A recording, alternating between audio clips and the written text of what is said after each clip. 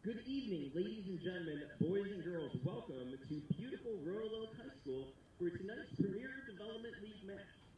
Please welcome Dayton, Ohio, from Dayton, Ohio, the Dayton Dutch Lions and your Michigan Bucks.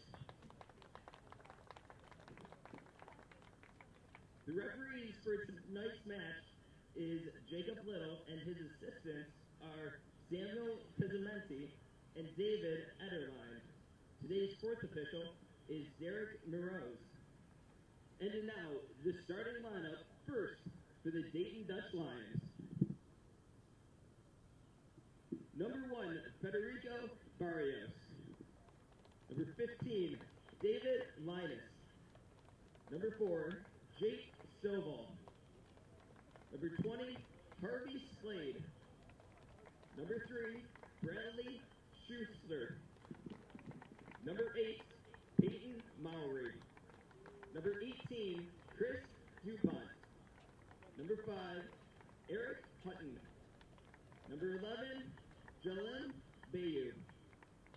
Number 7, J.J. Williams. Number 10, Tate Robinson. Coached by Dan Grice.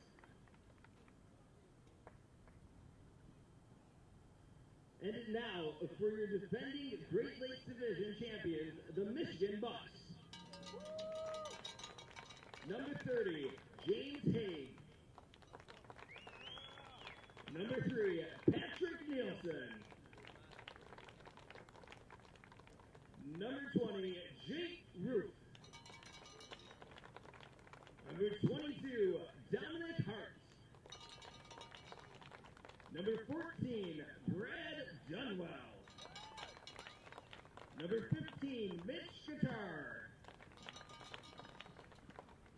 Number 8, Alfonso Pinheiro. Number 9, Giuseppe Barini. Number 16, Berudu Say. Number 9, David Goldsmith. Number 15, Franco Brunovic. Coached by Paul Thomas and Will Thornton. Now, ladies and gentlemen, please rise for the playing of our national anthem, performed tonight by Lake Orion's very own Sarah Merritt.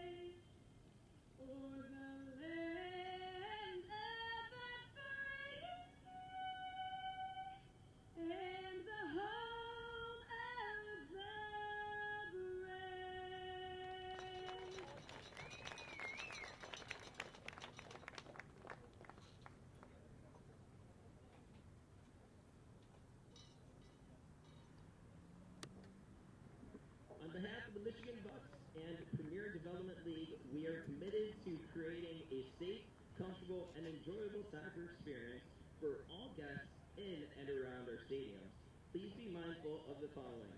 Fans are encouraged to cheer, sing, and otherwise support their team while remaining respectful and courteous to fellow patrons, referees, Good evening, everybody. Welcome inside Royal Oak High School, where today we have USL PDL action here in Royal Oak. Tonight, the Dayton Dutch Lions in town to take on the Michigan Bucks. My name is Neil Rule, alongside my broadcast partner, Gary Parsons. Happy to have you with us wherever you may be watching around the world. And, Gary, a big matchup tonight for the Michigan Bucks, just in the respect of Lansing United sitting at the top of the table. They have a game in hand, but if you want to keep pace, you need your 3 points. Yeah, certainly. In this league, if you want to, you've got to finish in the first two to get into the playoffs. So you have to win. I mean, and ties are no good. They're almost a loss, and so you're coming out here. You're at home. You got to get 3 points. That certainly is the story for the Michigan Bucks. Of course, one of the most successful amateur soccer teams in soccer history. They hold out nearly every PDL record, beginning their 23rd season here in PDL play. We're just about ready to go here at midfield. Of course, the Bucks will be in the home whites with the orange trim, the Dayton Dutch Lions and the visiting Blues with the orange numbers as well. Get you the starting 11s first for the Bucks in numerical order. Number 3, Patrick Nielsen. Number 9, David Goldsmith. Number 10, Giuseppe Baroni. Number 11, Mitch Guitar. Number 12, Alfonso Pinero. Number 14, Brad Dunwell. A late addition to the starting 11, number 15, Frano Buhovac. Number 16, Ty Birhanu, and number 20, Jake Roof, number 22, Dominic Hart, and the goalkeeper for the Bucks here today, Jimmy Haig. Of course, the head coach is Paul Thomas in his first season. The starting 11 for Dayton, number 4, Jake Stovall, number 5, Eric Hutton, number 7, J.J. Williams, number 8, Peyton Mowry, number 10, Tate Robertson, number 3, Bradley Schluter, number 15, David Lianis, number 18, Chris DuPont, number 20, Harvey Slade, number 11, Yalim Bayo, number 1, starting in goal today, the goalkeeper, Federico Barrios. The Dayton Dutch Lions are coached by Dan Griest. He was an all-conference player during his time at Wright State. The assistant coach, Kevin Terrell and Catherine Gordon. The director of coaching is my broadcast partner here today for the Bucks, Gary Parsons. The technical director is Demir Muftari. As an early opportunity, right-footed shot is blocked down off the right foot of Giuseppe Baroni. And, Gary, Giuseppe Baroni's a guy you're going to have to watch out for. He can score goals in bunches. Well, actually, I really think his forte is making goals for other people. I mean, his assists are very, very high from Michigan State. Not really a big goal scorer himself. He puts in here's good opportunity for Dayton, and off the post. J.J. Williams rings the left post, but Gary, J.J. Williams, speaking of guys that can score goals from the University of Kentucky, he's a guy that has an impressive goal-scoring resume. Yeah, there's a guy who hasn't a lot of goals scored, and he almost got one there. So, yeah, you got to be very, very careful of him tonight. Just underway here at Royal Oak High School, almost 2 minutes in. My name is Neil Rule. Gary Parsons, your broadcast team here today. Happy to have you with us wherever you're watching this USL PDL action. That ball creeps in. And Jimmy Haig will roll it out to the right side. Jimmy Haig, the keeper from Michigan State, was a first-team All-Big Ten performer last year. And Gary, Jimmy Haig, just another in the lineage of goalkeepers for the Michigan Bucks. Of course, the MLS littered with Michigan Bucks products as well. Yeah, Jimmy's really done well for us out of the gate so far this season, and I've seen him play a lot at Michigan State. A really, really top-quality goalkeeper. 50-50 ball put over the touchline. Throw-in coming for Dayton. That'll be J.J. Williams. We saw him ring the post on the left side just a few moments ago. Williams had an assist on Chris DuPont's goal last week against the West Virginia Chaos. Dayton drew that game 1-1. Led the University of Kentucky in goals last year, was the Alabama High School State Player of the Year back in 2016, as that ball is just out of the reach of Bradley Schluter. Throw-in coming for the Bucks as Dominic Hart tosses it in.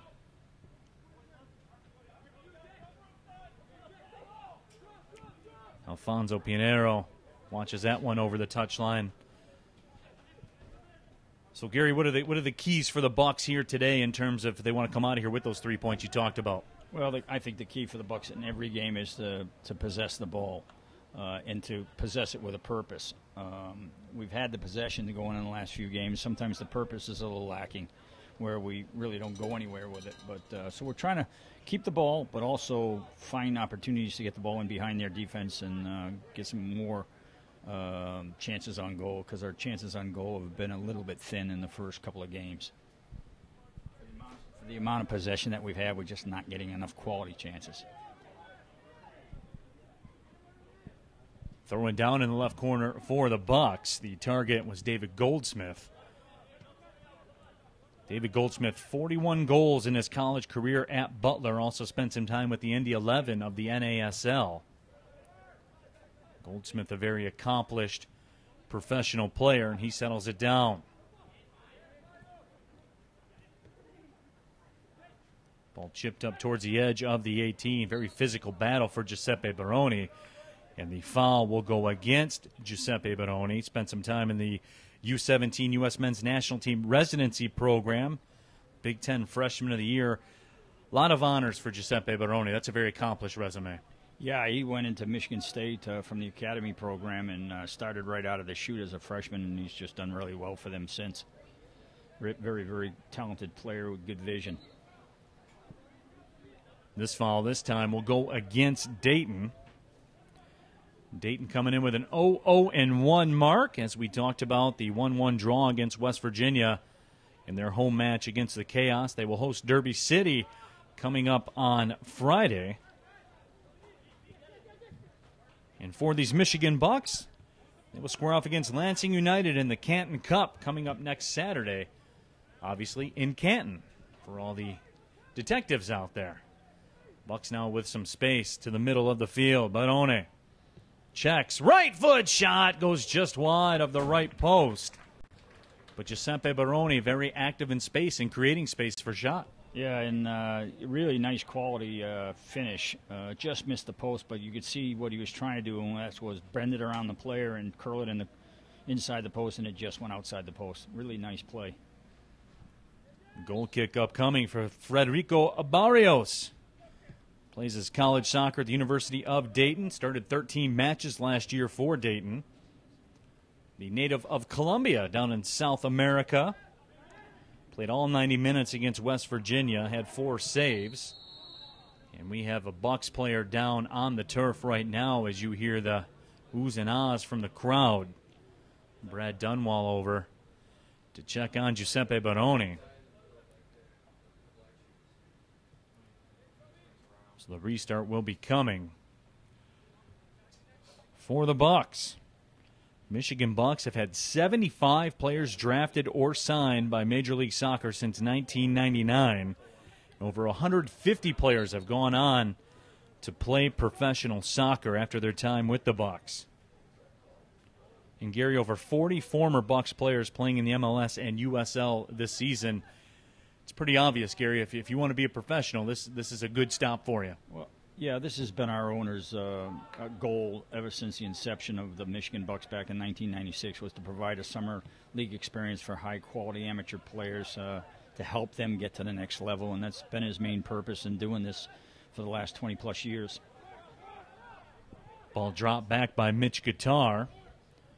Guitar played his college soccer at Wisconsin, was an all-state performer as a freshman at Troy High School. And, of course, if you walk in as a freshman and you're all-state, I don't care what league you play in, what high school you're at, that's saying something about your ability. Patrick Nielsen will swing into the middle. Ball played back to Haig, who will pop it up towards midfield.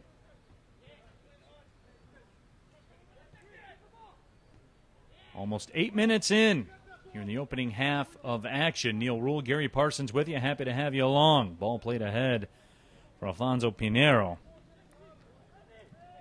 Pinheiro scored 38 goals in his college career. Gary, your assessment 8 minutes into this match? Well, I think since the rattle against the post in the very first couple of minutes by Dayton, the Bucks settling down a little bit and holding on to the ball, and they got one really good quality chance, and I think they're able to keep the ball a little bit and and dominate the play a little bit. It's still early to say yet. I mean, we're only 8 minutes in, but I'm not unhappy if I'm the coaching staff looking at this game so far. This ball played through the midfield. David Goldsmith, as he often is, the target. And once again, on this left side, Pinheiro has a ball sent up. Pinheiro working one-on-one against Jake Stovall. Stovall spent some time with Puerto Rico FC. There's a left-footed opportunity that's just wide of the right post. This time, Mitch Guitar. But, Gary, the Bucks seem to be onto something, especially on that left side of the final third, working it back towards the middle. Yeah, and I thought Fonzie here, Pinheiro, did a really nice job of cutting the ball back inside onto his dominant foot, coming across the field and then bending that ball in the box. Got deflected, went right to Mitch Guitar, had a good chance. So, yeah, nice play down that flank. Up the left side, here comes J.J. Williams again. He's been dangerous for Dayton in the opening couple minutes of the match. Alfonso Pinheiro. Fonzie, that's a nickname, huh? No leather jacket for him, though? No. That's the Brazilian Fonzie, not the American Fonzie. Hey. One more time, Gary. I don't know if anybody remembers that, to be honest with you. I know that you do, though, right, Gary? For sure. Happy days are here again.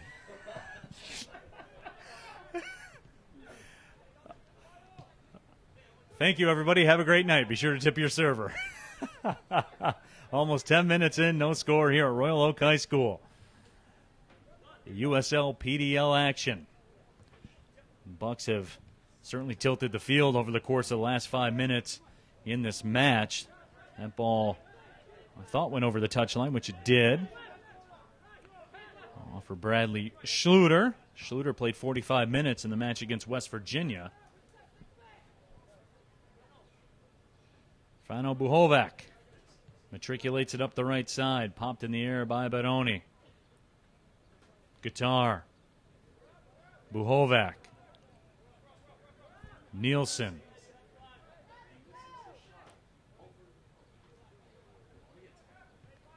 In the middle, Dunwell.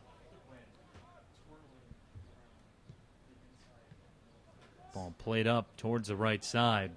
Some good patience from the Bucks offensively, not rewarded, however, this time.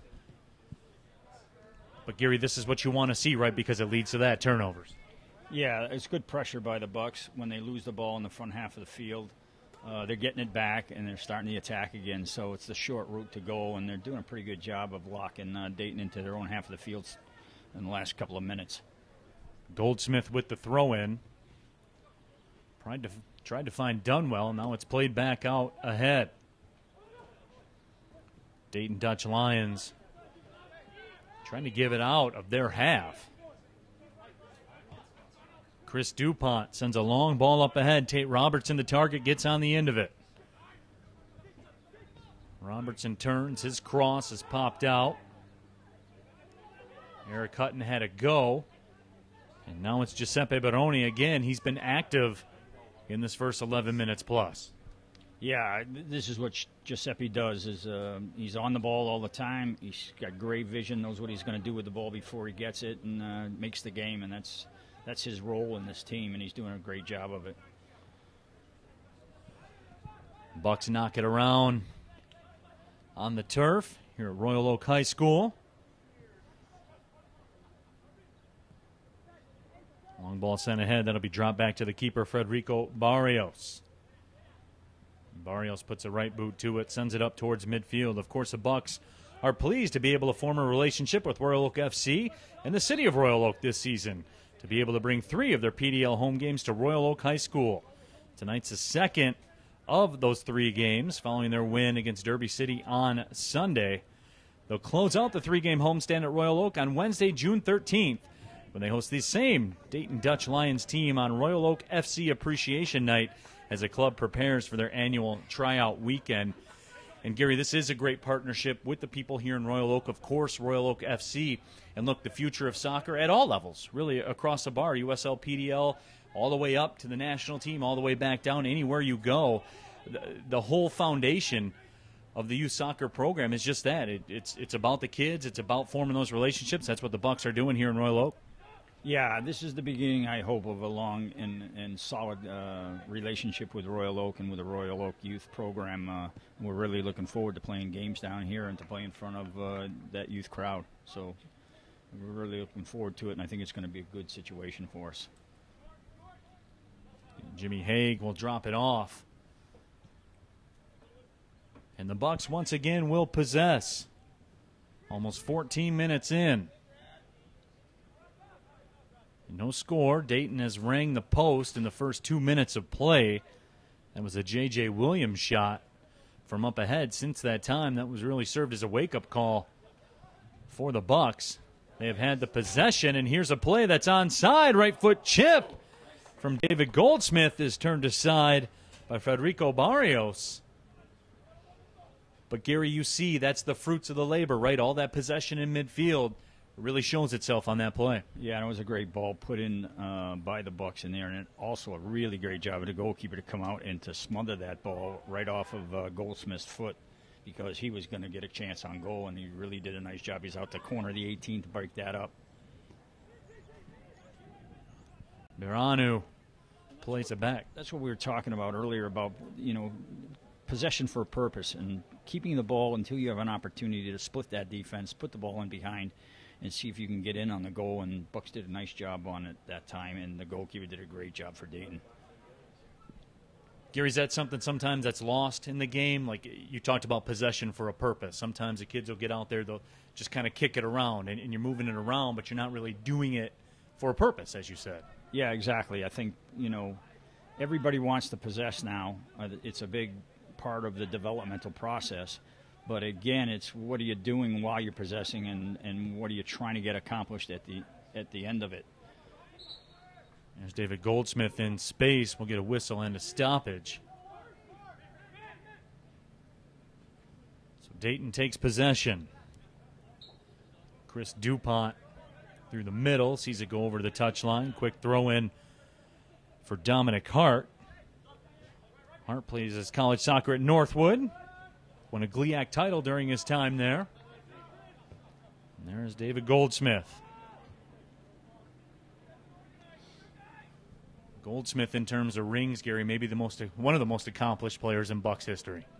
Yeah, and he's been with us since his freshman year in college. In fact, it was after his senior in high school he started training with us, actually, and then started playing for us the next year. So just as a really, really solid player for us, as well as Wake Forest. And, just really the spoke of the wheel, as we say. Never puts a foot wrong. Just a very, very solid player in midfield. Of course, Goldsmith, one of those players that we talked about, brought it up earlier, spent some time with Indy 11 of the NASL. Was also in the Wales National U19 training camp, so he's played at all the biggest levels. That ball played out wide towards the left side. Here's Tate Robertson working one-on-one.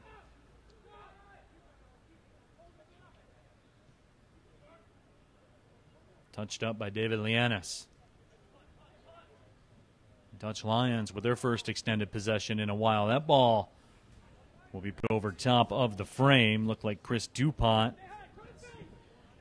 DuPont played for the Canadian U18 National Development Squad as well as Wright State University. Heavy Wright State flavor to this Dayton Dutch Lions squad, as you might expect. And Jimmy Haig puts the right boot into it, sends it skyward towards midfield. Ball was flicked on, nobody on the other end. Bradley Schluter will settle it down. We're in the 18th minute, no score here at Royal Oak High School. My name is Neil Rule, and Gary Parsons, my broadcast partner. Happy to have you with us. USL PDL soccer action. We're early on in the season as we move on towards the Memorial Day weekend. The Bucks will be back in action on Saturday against Lansing United in the Canton Cup.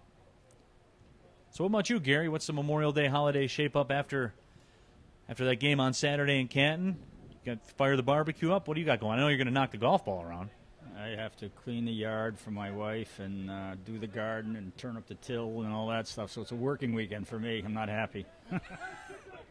So you're telling me Gary Parsons not going to play any golf over the Memorial Day weekend? You're lying. No, I've been banned. I've been grounded. But You're relegated. That's right. It's home and it's work. Well, there you have it, folks. Gary Parsons will be working in the Garden. Chris DuPont's working in the midfield right now with it. Turning, moving towards the right sideline. Bucks touch it away momentarily. Settled down by Peyton Mowry. Mowry, the defender, played over 1,000 minutes at the University of Cincinnati on the back line. They had 7 shutouts there last year. You talked about a spoke in the wheel. He certainly was a spoke in the wheel of a very good defensive back line for Cincinnati. Restart coming for the Bucks. Done well to the middle.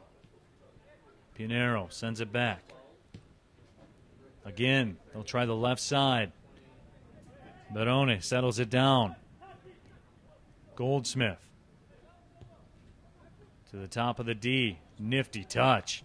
Set up, left-footed shot finds the back of the net. It's a goal for the Bucks.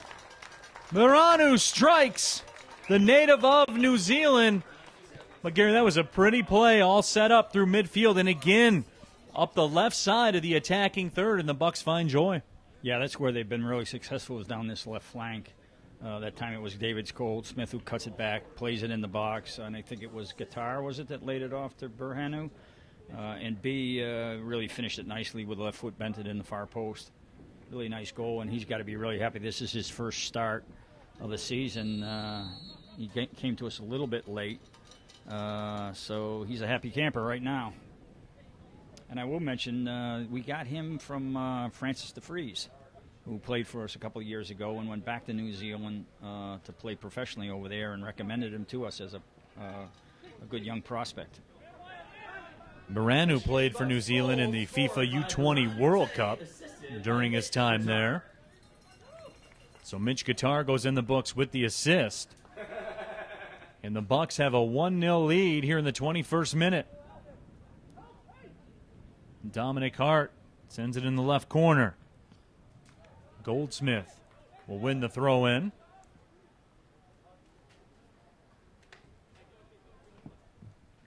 But Gary, with all the possession that the Bucks have had, you figure something like this was just a matter of time.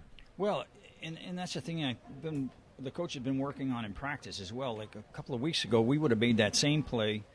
The left flank guy would have cut the ball inside. Instead of playing a ball into the box where we have an opportunity on goal, he would have played it maybe back to the center midfield player, who would have switched it out the other side, and we would have kept the ball, but we wouldn't have had an opportunity. And those are the things that we're trying to fine-tune in practice, where we get that ball into the box where we're dangerous a little bit quicker, and did a nice job of it. So the Dayton Dutch Lions finding themselves trailing 1-0. After Baranu gets the goal, now it's played back through the midfield.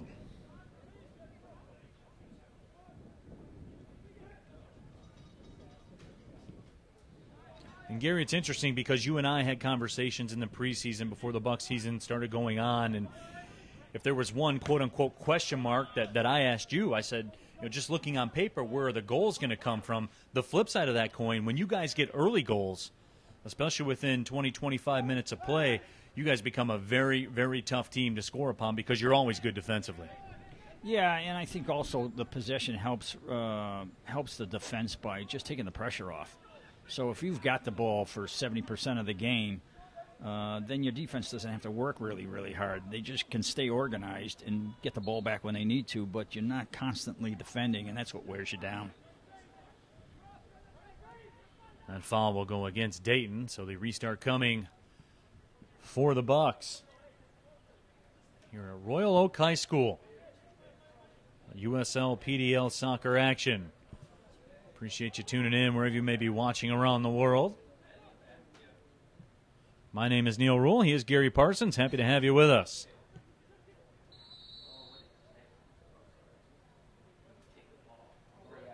As we mentioned it earlier, the great partnership with the Bucs and the city of Royal Oak. Royal Oak has it going. Of course, everyone knows about the nightlife that's going on, also some investment in the infrastructure as well, and $94 million city center project where they'll be building a new city hall, new police station, office buildings, and parking structures.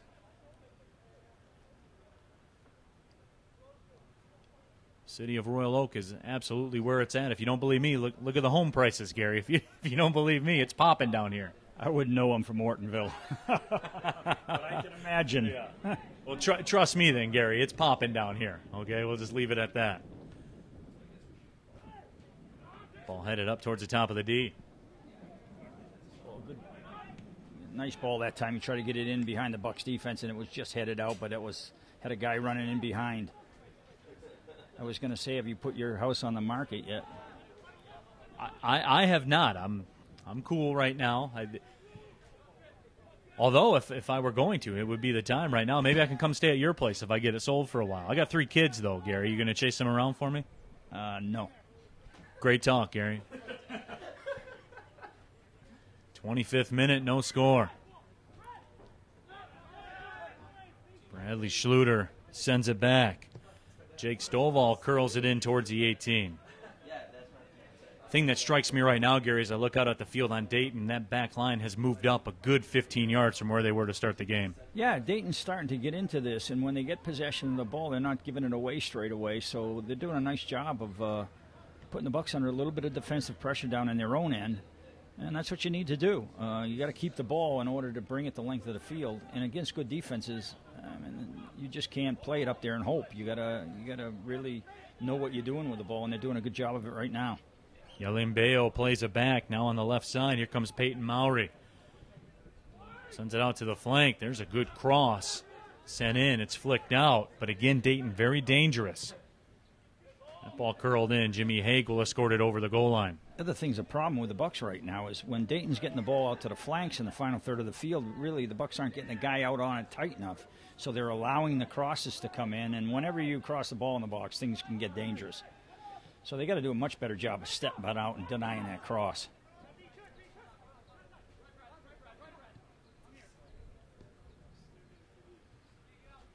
Bucks now playing it in. It's settled down by Alfonso Pinheiro. Official says play on. As Biranu, the goal scorer, was taken down. That ball's headed away, but up comes on the right side Robertson. Will slot it through on the left side. And the Dayton Dutch Lions draw even. But as we talked about, Gary, the game of soccer absolutely can turn at a moment's notice. And right there, capitalizing on a mistake. Yeah, there was a ball that just wasn't quite deep enough, but it was deep enough to put the center back, on his heels, and he wasn't able to get a head on it. Instead, he gave a nice flick onto the forward, running in behind, and in you go, and it's goal. So, not a good clearance by the Bucks defense there. Patrick Nielsen was a little bit flat-footed and backpedaling when he tried to hit the ball, and he ends up flicking it on to the Dayton forward who scores. And we're back to even. Tate Robertson gets the goal here in the 27th minute. And here he comes on the move again up the right side. Robertson not satisfied. Curls it towards the 18. Jake Roof will play it away. But very dangerous once again. And I was given a little bit of a scouting report by the head coach from Dayton before the game about who their top quality guys are, and he did mention Robertson to me as a quality forward, and he's shown it. He gets the ball out wide. He's able to get a step on a player, and he delivers a good cross in the ball box early, and they've been dangerous with it, as well as getting on the end of that flick on. Dutch Lions goal. Chris DuPont plays it down. And over the course, Gary, of the last 4 minutes, this looks like an entirely different match from what we saw in the first 22 plus. Yeah, Dayton's really taking a grip of the game right now, and they're making it difficult for the Bucks, and they're putting the Bucks on their heel. Here comes Chris DuPont through the middle. Mirano giving chase. Threads a pass through. Nobody on the other end of it. And Buhovac will play it back. But again, Dayton with the possession.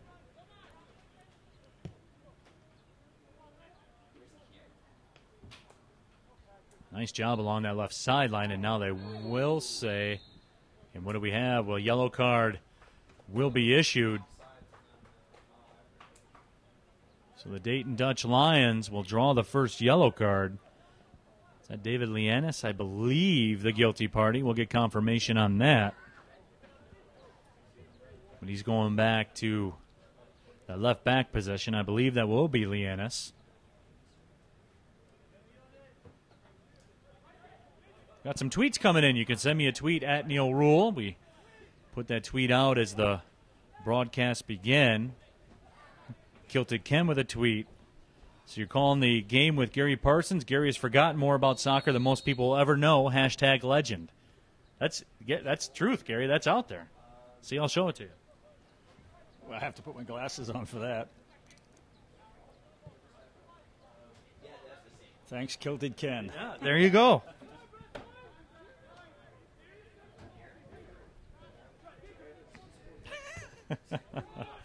Long ball sent up ahead again. Boy, Robertson on the move. That ball headed on by Buhovac, but Tay Robertson's been dangerous. He's been dangerous every time they play the ball forward.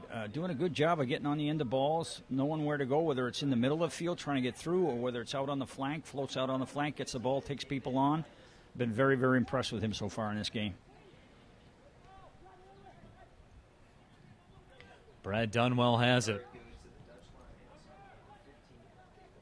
David Goldsmith figured prominently in the first goal. That possession attempted to be built up by the Bucks. However, nothing results.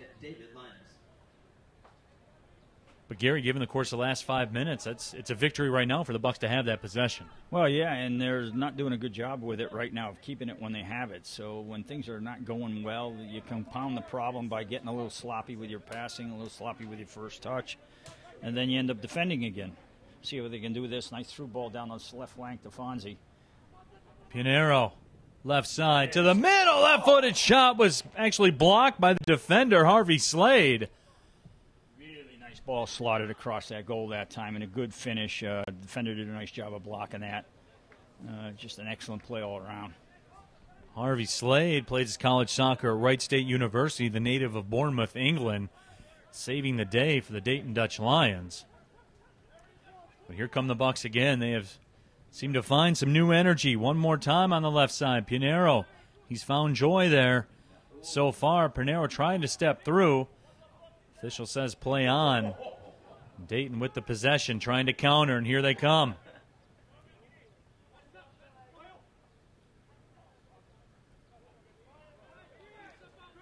Yalim Bale sends it back. Bale has it again.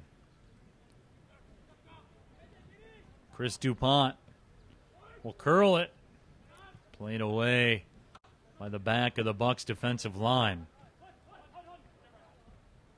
One of the problems the Bucks having right now is when they're attacking is they're not doing a good job of sealing up the counterattacks. So it's more that the back line players and the defensive midfield players are watching the game versus organizing themselves so that when Dayton clears the ball, they can get the ball off of them and get it right back at them. Instead, they're giving Dayton's forwards opportunities to counter. So it's been loose in the back, and it's producing counterattacks by Dayton. Leaky, I think, would be the term off the attack. Yeah, I would call it all of the above, yeah. Throwing coming for the Bucks. We're in the 33rd minute, 1-1 the score. Bucks got the jump. Miranu. So right now, as the Bucks have the ball, I mean, the 18 here, which is a very dangerous player as well, and the wide player on the right-hand side, he's wide open, so gets the ball with space, and now we can turn and attack on the Bucks. And they got to do a much better job of sealing up the forwards for Dayton while they attack. There's that guy again, Chris DuPont. In the middle, just as Gary Parsons just told you, he's been active with the possession. He's been a threat. Tate Robertson as well has really made some aggressive moves towards the frame. 33 minutes down, 1-1 the score. Bale goes out to the left side. Off the touchline, Lianis sees a bounce off of his knee. Throwing coming for the Bucks.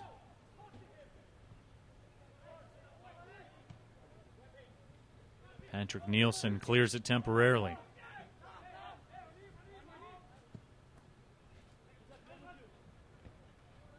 Ball headed out of play. But, Gary, it's been interesting. Since Dayton conceded the goal, they have moved that back line up. They're playing very compact through the midfield, but they're reaping the benefits. Yeah, for sure. They've gotten themselves back in this game really, really well. And right now they're causing a problem for the Bucks. Playing good defense, and then they're able to find the open player and keep the ball and move it the length of the field. So they're doing a really, really good job. And the Bucks are going to have to do a better job of getting this ball back when they lose it and then keeping it when they have it. Throwing coming up for Dominic Hart. Tosses it in real quick. Goldsmith settles it down. Bucks will retreat, but again, there's that pressure, this time from Eric Hutton. The Bucks will try to capitalize on the far right side. It's popped up in the air. It will be a corner. But that's been a tactical change, though, that Dayton has done as well. This high pressure, all of a sudden, that's come over the course of the last 15 minutes. Yeah, I agree 100%. And when you press the ball, you put the other team under pressure where they have to play a little quicker than they're used to, and then that's when they lose the ball. And then you get your opportunities to attack, and they've done a good job of that. Let's see what the Bucks can do with this corner kick by Baroni. And I would keep my eye on the 15 at the top of the 18. Frano Bohovic is one player that's very, very good in the air for the Bucks. Oh, they drop pass it instead, and a nice flick, but a good clearance by Dayton. Guitar in the mix. One more time, that ball goes over the line. A goal kick awarded to Dayton. Dayton Dutch Lions 0-0-1 in this young USL PDL season. In the Great Lakes Division, sitting in a tie for third in the table with that 1 point. Michigan Bucks right now with 4 points on the season. Lansing United sitting at the top of the table. They do have a game in hand on the Michigan Bucks. Bucks and Lansing played to a 2-2 draw to get the season rolling. Alfonso Pinheiro battles for it. Pinheiro scored 38 goals in his college career at Albany. The native of Brazil. We're talking about professional experience. He played with FC Tucson in the PDL for the last few seasons. He's certainly a guy that you would figure will get his number called at some point, right, Gary? Yeah, actually, Fonzie played for us, I think it was 3 seasons ago.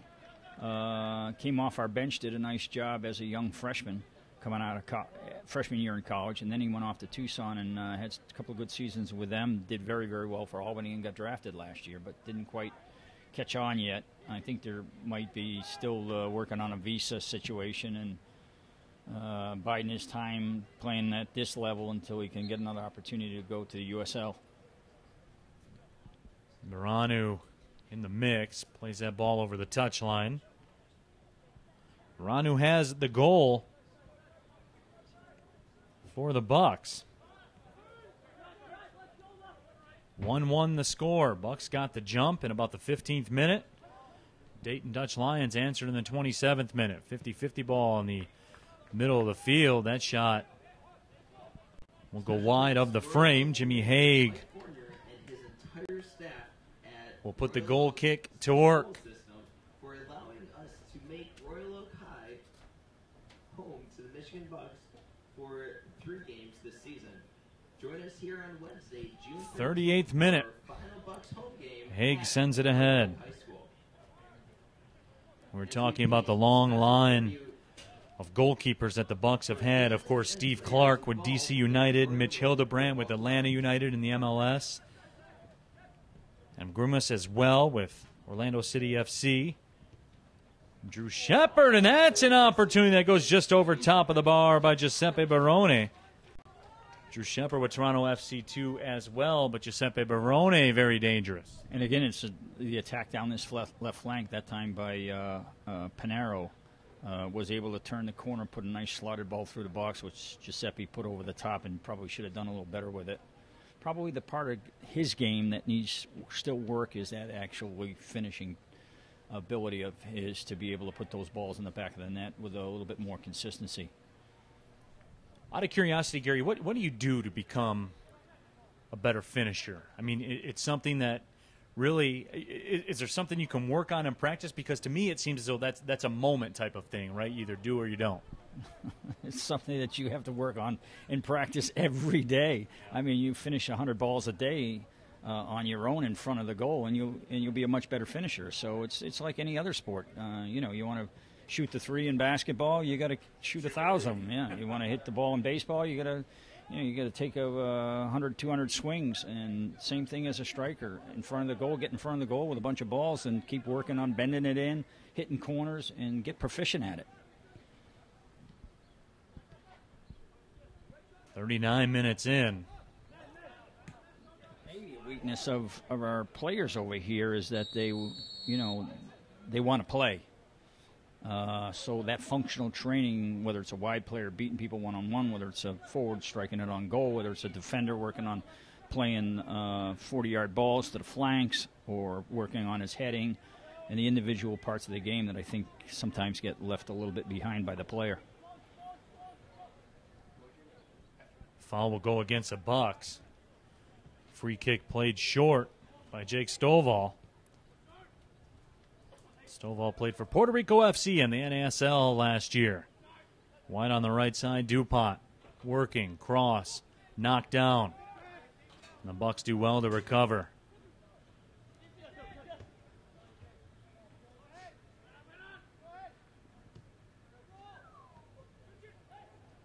Nifty play by Dunwell to settle it down. Dunwell taken down. Official says play on. Bucks will maneuver it up the right side. Mitch Guitar on the move. Guitar working. Work rate is high. Wins a throw-in. And, Gary, that's a well-earned throw-in earned by Mitch Guitar. Yeah, he was grinding there on the touchline, and I was laughing because Dunwell got squeezed off in the midfield and crunched between the two players for Dayton. And I don't think it was a problem on Dayton's part. They just, they just sealed that space, and Dunwell was in between them. Ball sent on, flicked ahead by Pinero. Tried to get it on the forehead to make a play at the cage, but instead glances off. He's not happy with the referee right now, but again, the defender, I think, did a good job of holding his ground, and the ball was just played a little bit over above Fonzie. He wasn't able to get at it, and he fell down on top of the defender, but I didn't see any foul there, so just maybe working the referee a little bit. Well, you're never working on that call, right, Gary? Not saying that you're a guy that ever worked on the officials during your Hall of Fame coaching career at Oakland University. You never did that. No, I don't think you do. To be honest with you, I think you react to issues that you see. But if you start doing what, let's see what happens here. Goldsmith turns with it at the top of the D and drops it off. Ball touched ahead. You're telling me you never worked over the officials. And here comes on the right side the counterattack. Tate Robertson again. This time the Bucks recover and cut Robertson off. Robertson again with the possession. And there's Chris DuPont. DuPont goes to the right side. J.J. Williams. Mirano will clear. To that, Neil, is it's not basketball, so I don't think you work referees like you do in basketball and expect to get something in return. You work a referee out here, and all you're going to get in return is maybe it's stuffed up your backside. So you got to be careful there. Ride the referees a little bit, try to make more out of it than what it is, and I think you're going to pay the price. It was down this left flank again with Fonzie. And Pinero has it played away. The corner kick is won. He's doing a really nice job on this flank of getting himself one-on-one with the outside back, and then he's able to beat him pretty regularly when he does. So that's really paying dividends right now for the Bucks. And we got about another 2 minutes plus extra time here to see if we can score a goal. Let's see what they do on this corner kick. It's been a pretty clean first half so far. Giuseppe Barone will be the point man again. Barone with the in-swinger. Serves it up. Across the 18, head up to the top of the D. Guitar makes a run at it. There's a shot, and the save is made by Barrios.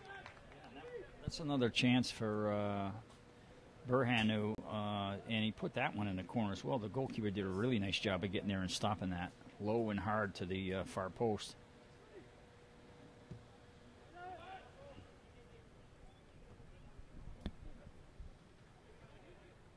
.50 ball over towards midfield.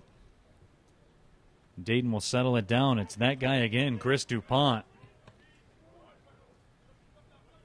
Knocked down by Dominic Hart.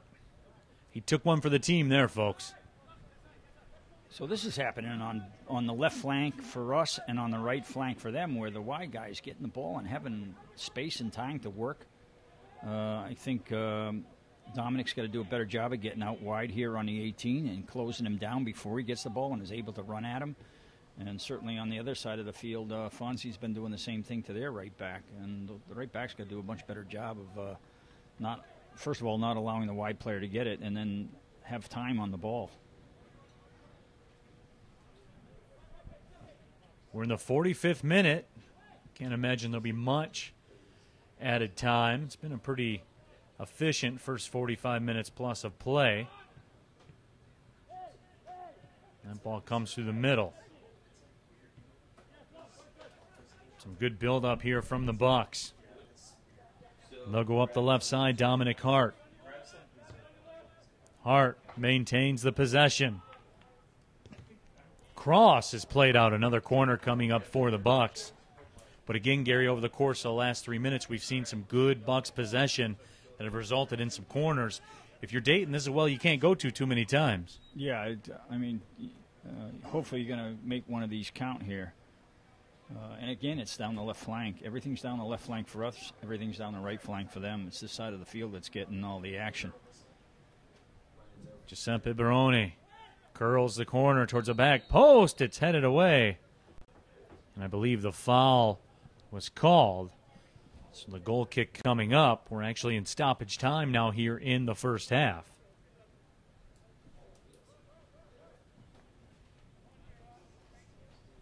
Might be one of those situations where Barrios puts the boot to it and the whistle might sound. We'll see. Barrios had 4 saves in the draw against West Virginia last time out. Right boot goes towards it in midfield, flicked on. The foul is called against the Bucks.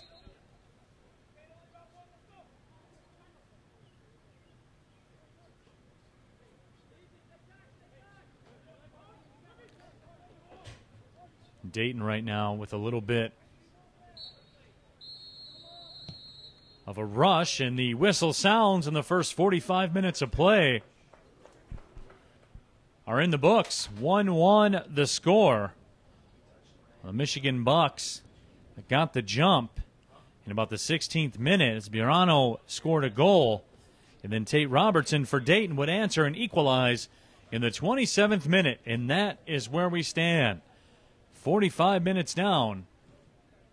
We will take our halftime break here at Royal Oak High School. When we come back, we'll get you the second half of play. You're watching USL PDL Soccer and the Michigan Bucks.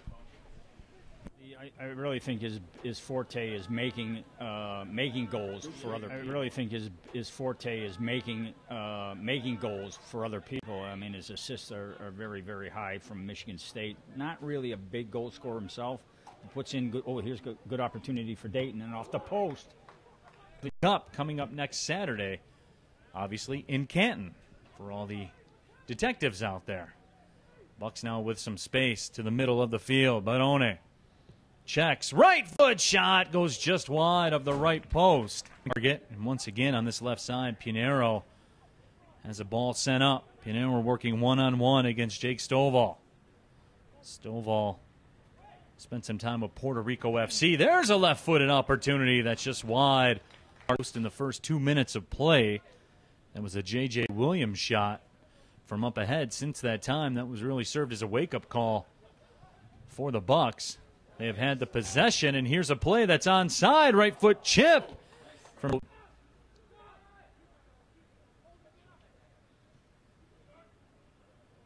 touched up by David Lianis. Dutch Lions with their first extended possession in a while. That ball they'll try the left side. Barone settles it down. Goldsmith To the top of the D. Nifty touch. Set up. Left-footed shot finds the back of the net.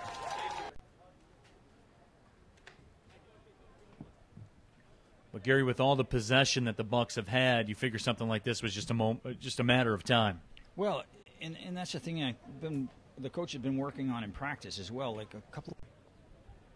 Official says play on. As Biranu, the goal scorer, was taken down. That ball's headed away, but up comes on the right side Robertson. Will slot it through on the left side. Problem by getting a little sloppy with your passing, a little sloppy with your first touch, and then you end up defending again. See what they can do with this. Nice through ball down the left flank to Fonzie. Pinheiro, left side to the middle. Left-footed shot was actually blocked by Yalim Bale. Sends it back. Bale has it again. Chris DuPont will curl it. Played away. 1-1 the score. Bucks got the jump in about the 15th minute. Dayton Dutch Lions answered in the 27th minute. 50-50 ball in the middle of the field. That shot. DC United, Mitch Hildebrandt with Atlanta United in the MLS. And Grumas as well with Orlando City FC. Drew Shepard, and that's an opportunity that goes just over top of the bar by Giuseppe Barone. Giuseppe Barone will be the point man again. Barone with the in-swinger. Serves it up. Across the 18, head up to the top of the D. Guitar makes a run at it. There's a shot, and the save is made. And again, it's down the left flank. Everything's down the left flank for us. Everything's down the right flank for them. It's this side of the field that's getting all the action. Giuseppe Barone curls the corner towards the back post. It's headed away. I really think his forte is making goals for other people. I mean, his assists are very, very high from Michigan State. Not really a big goal scorer himself. He puts in good. Oh, here's good opportunity for Dayton, and off the post. The Cup coming up next Saturday, obviously in Canton for all the detectives out there. Bucks now with some space to the middle of the field. Barone checks, right foot shot goes just wide of the right post. And once again on this left side, Pinheiro has a ball sent up. Pinheiro working one-on-one against Jake Stovall. Stovall spent some time with Puerto Rico FC. There's a left-footed opportunity that's just wide. In the first 2 minutes of play, that was a J.J. Williams shot from up ahead. Since that time, that was really served as a wake-up call for the Bucks. They have had the possession, and here's a play that's onside. Right foot chip from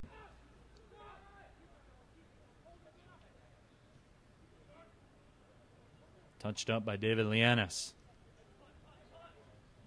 Dutch Lions with their first extended possession in a while. That ball they'll try the left side. Barone settles it down. Goldsmith to the top of the D. Nifty touch. Set up. Left-footed shot finds the back of the net.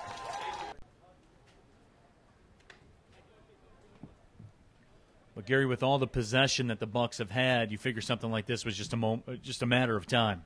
Well, and that's the thing the coach has been working on in practice as well. Like a couple. Official says play on. As Biranu, the goal scorer, was taken down. That ball's headed away, but up comes on the right side Robertson. Will slot it through on the left side. Problem by getting a little sloppy with your passing, a little sloppy with your first touch, and then you end up defending again. See what they can do with this. Nice through ball down the left flank to Fonzie. Pinheiro, left side to the middle. Left-footed shot was actually blocked by Yalim Bale. Sends it back. Bale has it again.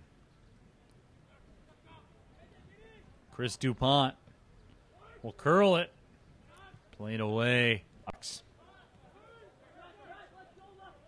1-1 the score. Bucks got the jump in about the 15th minute.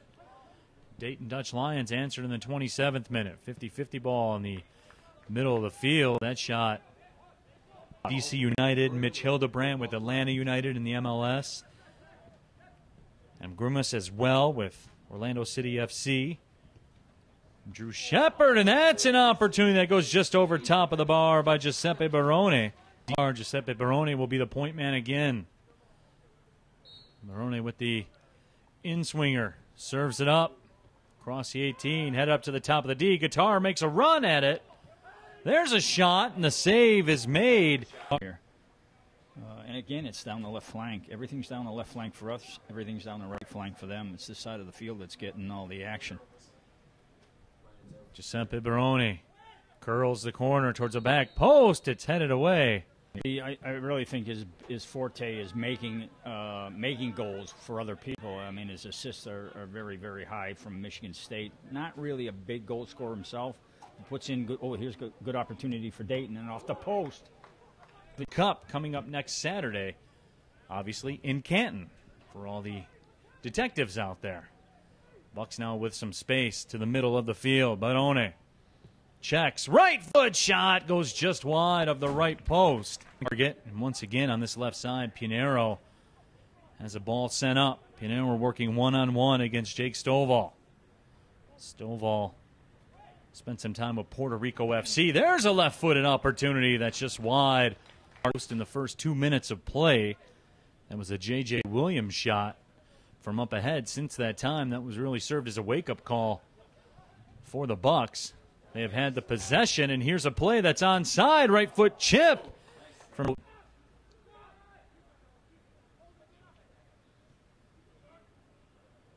touched up by David Lianis. Dutch Lions with their first extended possession in a while. That ball they'll try the left side. Barone settles it down.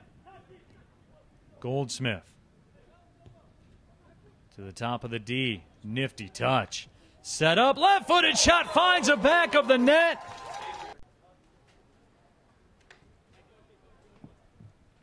But Gary, with all the possession that the Bucks have had, you figure something like this was just a matter of time. Well, and that's the thing the coach has been working on in practice as well. Like a couple. Official says play on. As Biranu, the goal scorer, was taken down. That ball's headed away, but up comes on the right side. Robertson will slot it through on the left side. Problem by getting a little sloppy with your passing, a little sloppy with your first touch, and then you end up defending again. See what they can do with this. Nice through ball down the left flank to Fonzie. Pinheiro, left side to the middle. Left-footed shot was actually blocked by Yalim Bale. Sends it back. Bale has it again. Chris DuPont will curl it. Played away. 1-1 the score. Bucks got the jump in about the 15th minute. Dayton Dutch Lions answered in the 27th minute. 50-50 ball in the middle of the field. That shot, DC United, Mitch Hildebrandt with Atlanta United in the MLS. And Grumas as well with Orlando City FC. Drew Shepard, and that's an opportunity that goes just over top of the bar by Giuseppe Barone. Giuseppe Barone will be the point man again. Barone with the in-swinger. Serves it up. Across the 18. Head up to the top of the D. Guitar makes a run at it. There's a shot, and the save is made. And again, it's down the left flank. Everything's down the left flank for us. Everything's down the right flank for them. It's this side of the field that's getting all the action. Giuseppe Barone curls the corner towards the back post. It's headed away. I really think his forte is making goals for other people. I mean, his assists are very, very high from Michigan State. Not really a big goal scorer himself. He puts in good, here's good opportunity for Dayton, and off the post. The Cup coming up next Saturday, obviously in Canton for all the detectives out there. Bucks now with some space to the middle of the field. Barone checks. Right foot shot goes just wide of the right post. Target. And once again on this left side, Pinheiro has a ball sent up. Pinheiro working one-on-one against Jake Stovall. Stovall spent some time with Puerto Rico FC. There's a left-footed opportunity that's just wide. In the first 2 minutes of play, that was a J.J. Williams shot from up ahead since that time. That was really served as a wake-up call for the Bucks. They have had the possession, and here's a play that's onside. Right foot chip from...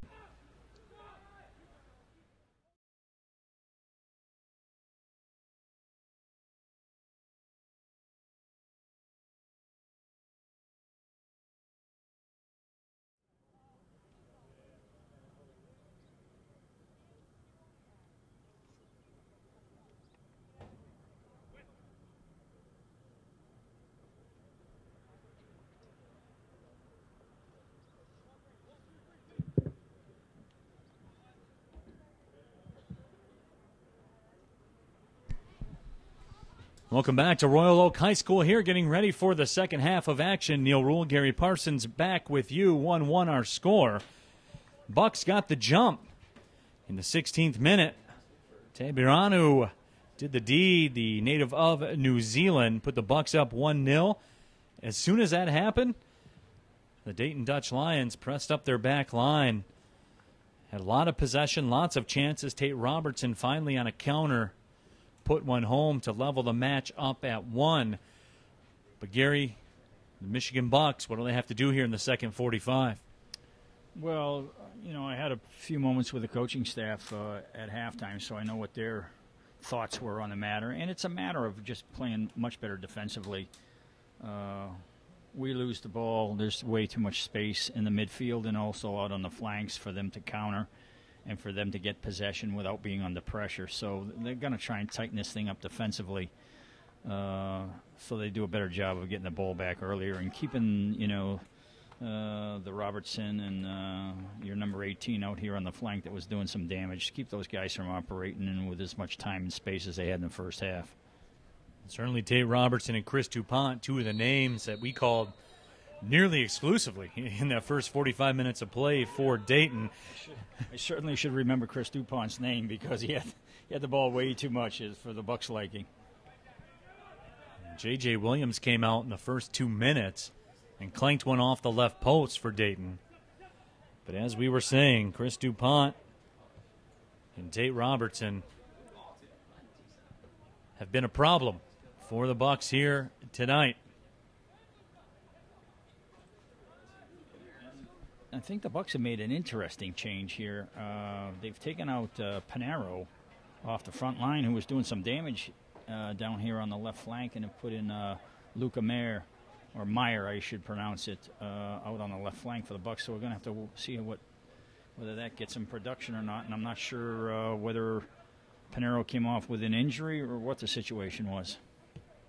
Luca Meyer, as you said, part of the Conference USA All-Freshman team for South Carolina, was fourth in Conference USA in shots as well. So you would figure, Gary, this is going to be a guy that's going to come in and look to put shots on the cage, right? Yeah, well, that's certainly his role is going to be to feed the ball across the box and also to get shots on his own coming in from the weak side. Another counterattack here by Dayton coming down that right flank. So Dayton again picking up where they left off. Left foot shot is in. Haig handles it with relatively little difficulty. The offensive player there on the far right side. Another 50-50 ball, won temporarily by Dayton, played up towards the midfield and popped up in the air.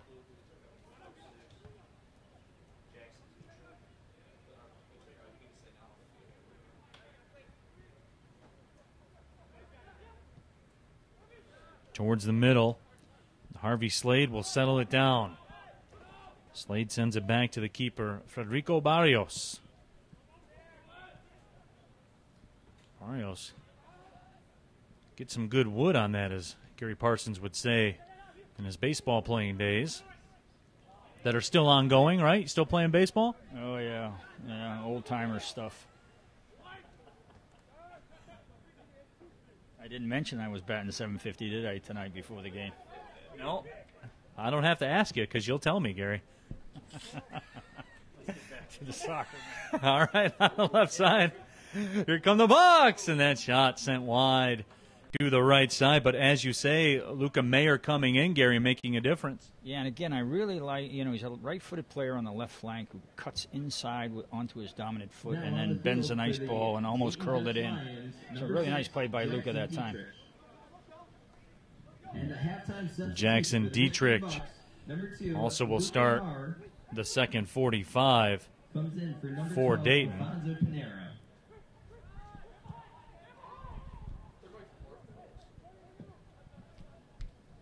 Michigan Bucks, one of the most successful teams in amateur soccer history. They hold nearly every PDL record as they begin their 23rd season in play.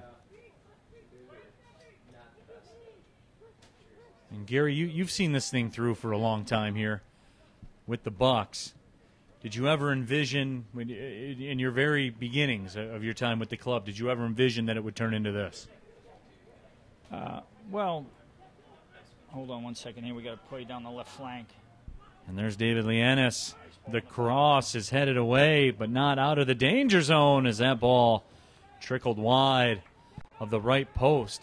But once again, Gary, just danger play, danger after danger after danger on that right side for Dayton. Yeah, well, and here's the strange thing. This is a narrow field we're playing on. It's only 68 yards wide. And both teams are having so much time and space on the flanks that, there's just overcompensation in the defending and going to one side of the field or the other side of the field, and then they're able to get out and close down the switches. So it's just not really class defending as far as I'm concerned, as far as dealing with the wide players. Tay Robertson continues to be a matchup problem for the Bucks on that far right side of your screen. Jake Roof controls and sends it back. Bucks trying to build up that possession again, and David Goldsmith was in an offside position, so had to let the ball trickle into the keeper. And Harvey Slade has it. So the Bucks have made one substitution here at halftime, which was Mayer coming in for Fonzie. And then I believe also Jackson Dietrich in for the Dayton. So they've made their first sub as well. And they've moved the guy in the middle of midfield, the 8, to the right back spot. So Peyton Mowry assumes that right back position. Here come the Bucks again. Long ball sent ahead for Mitch Guitar. And one more time, Barrios will make the grab. But, Gary, what I'm seeing so far here in the first couple moments of the second half, and this is a term I actually learned from you and all the times we've been together, a lot of hopeful balls being sent up. Yeah, those aren't the kind of balls you want from the back to serve it long. If it's not going in behind the defense, it's just played up there for grabs. And, that's what your defense is paid to do, is to clear balls that are played into them. So I don't like to see that ball unless it's to put in behind and you got some people running in behind. Now this time, there. Lianis with some good service into the 18. Another dangerous chance for Dayton. And this time it's the outside back coming down that left flank.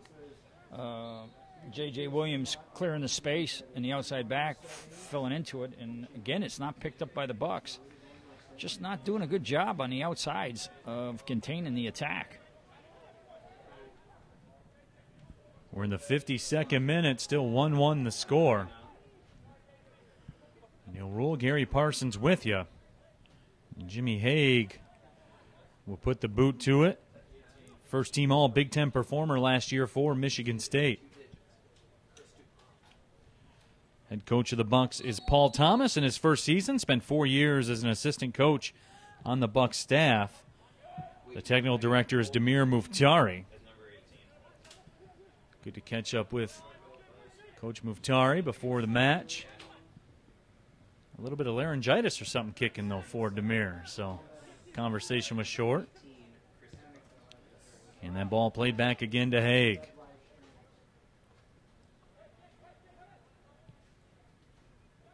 Yellow card given to Dutch Lions, number 18, Chris DuPont. Chris DuPont goes in the books with the yellow card. And that foul will go against Biranu. Yeah, just a little bit of frantic play right now. It's not settled down, and there's not much flow to it. Just a lot of 50-50 balls being played, actually, by both teams. One of those long balls. This time it did get in behind, and he's gotten on the end of it. And got a foul out of that, so it'll be a ball played in the box in the final third of the field. Nice job. Pretty much a de facto corner kick coming up for Dayton. Yeah, again, that's Robertson out causing problems on that right-hand side. Jackson Dietrich over. Another substitution coming on for Dayton.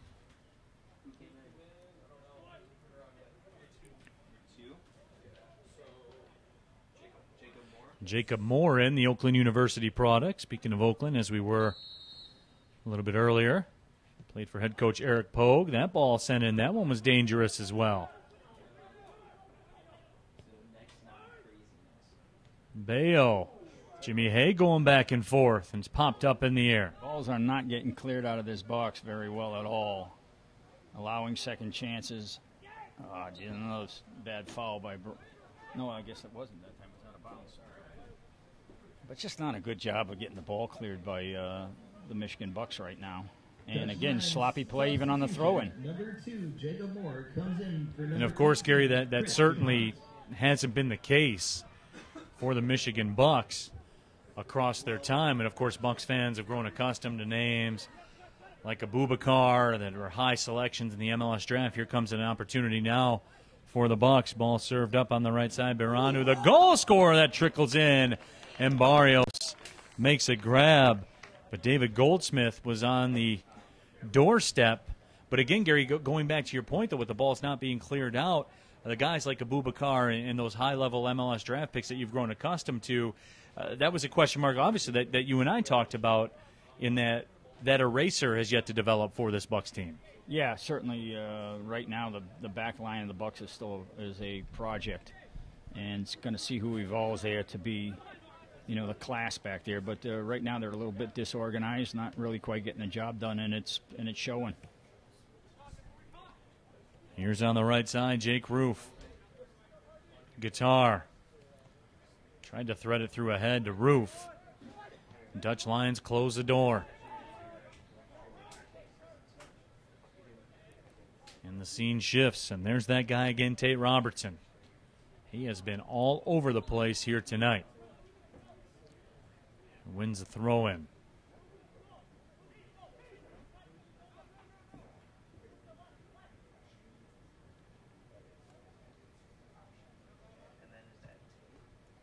Throw in along the far right sideline. Mitch Guitar settles it down. Here come the Bucks now, looking for a counter of their own. Barone. Up with Guitar, finally finding some space to the middle. There's Dunwell. And Brad Dunwell, third-team All-ACC performer at Wake Forest. And that's certainly not a term that you throw out lightly. Third-team All-ACC, maybe the best soccer conference in the country. Long ball sent up again, though, and Barrios makes the grab one more time. Well, I'll tell you what, if Brad Dunwell is third-team ACC, I'd like to see the first two because he's one of the top players in college right now. And there's a cross sent over by J.J. Williams. Nobody on the other end of it.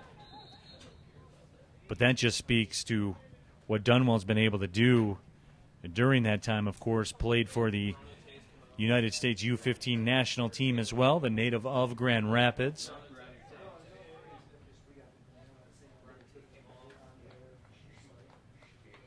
Substitution happening for the Bucks right now. Yeah, we got Jared Timmer coming into the game and Burhanu coming out in the middle of midfield.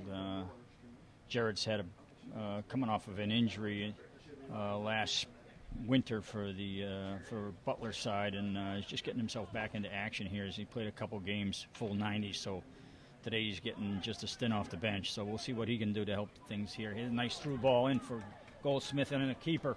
Here comes David Goldsmith. Left-footed shot is just wide of the left post. But David Goldsmith, very dangerous, nearly put the Bucks ahead. Really quality through ball that time for David, who got in behind the defense, and a little better finishing we needed that time, but really dangerous opportunity.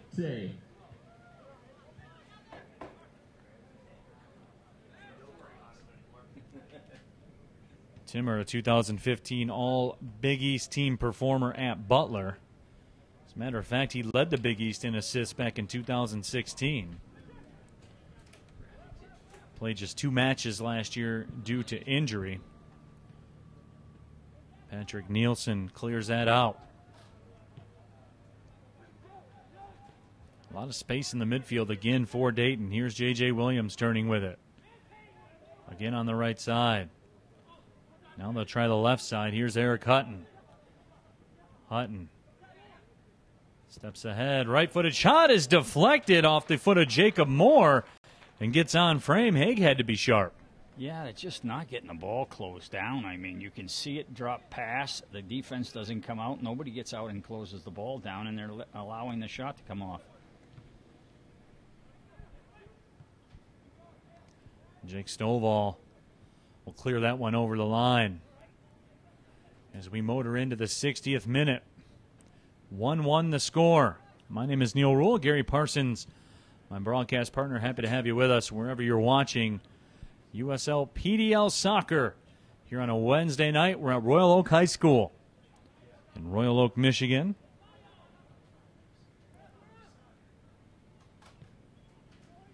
Bucks trying to draw even with Lansing at the top of the table. Lansing, of course, with a game in hand. They played 3 matches with a 2-0-1 mark. Michigan Bucks coming in with a 1-0-1 mark. Those two teams started off PDL play with a draw against each other. Select-sport.com/US. And throwing will go to the Bucks.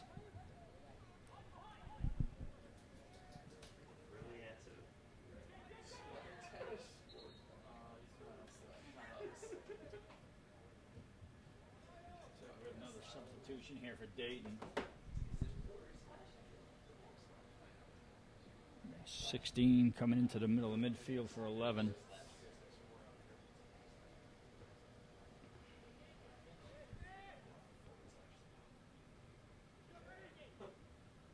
J.J. Williams heads it ahead. That's Josh Burton into the match for Dayton. That pass threaded ahead. Jimmy Haig will make the grab. But once again, Dayton very dangerous. Again, that's Robertson back in the midfield that time, disrupting things and causing the attack for Dayton. There's a foul. He's been all over the field tonight, and he's making good plays wherever he is on the field. He's been probably, in my opinion, the best player on the field. Ball sent ahead on the right sideline. Catching up with it is Harvey Slade. Slade played his college soccer at Wright State University, as a lot of these Dayton Dutch Lions have.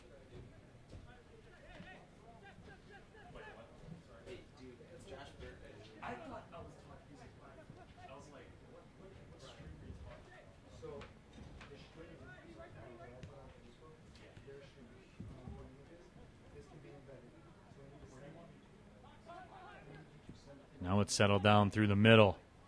Eric Hutton will try to turn with it. Williams quick touch. Hopeful ball sent ahead, settled down. Abuhovac. Here's Jimmy Haig. But Gary, once again, over the course of the last 5 minutes or so, Dayton has been the aggressor. Yeah, I mean, they're playing well, and I don't think the Bucks are dealing with them defensively like they should. Now we got the Bucks coming down here on the left flank, and again, early ball down that left flank. Giuseppe Baroni turns with it, but nobody on the other end for the Bucks. Jake Stovall will settle it down. To me, it's almost like the defense of the Bucks, and I don't mean the back line. I just mean the team defensively is reacting to the ball versus organizing early and reading the game. We actually have a correction on that sub for Dayton. Number 16, Bradley Lenius, into the matchup. So a late number switch for the folks at Dayton.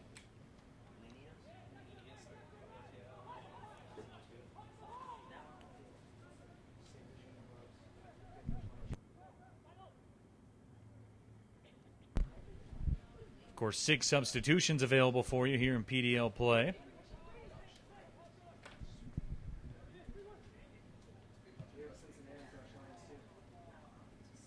Jake Roof on the other end of that, working one-on-one, trying to make a play. And Dayton will earn the throw-in.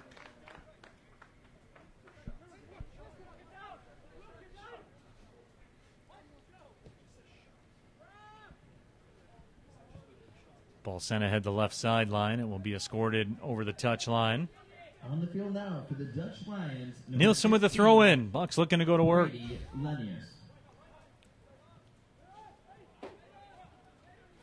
As we move towards the 65th minute, 1-1 the score. Here's Roof again.